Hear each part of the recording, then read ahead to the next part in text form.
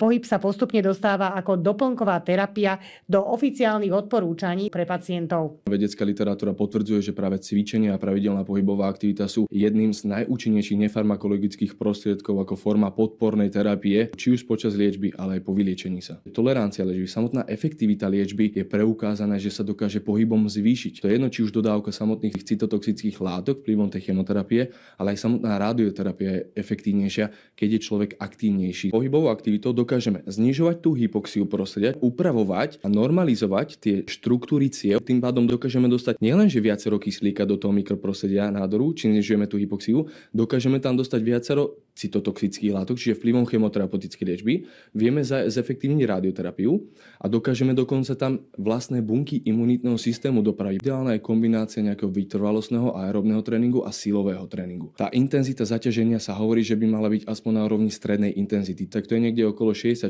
až 77% maximálnej srdcovej frekvencie. Ten celkový objem, ktorý by mal byť naakumulovaný okolo tých 150 minút za týždeň, bude vyhovovať väčšine pacientov. Keď nedokážu naraz odcvičiť 20-minútový tréning, tak môžu sa venovať 10-minútovému intervalu zaťaženia napríklad do obeda, 10-minútovému zaťaženiu po obede nejakou formou prechádzky alebo nejakého cvičenia v domácom prostredí.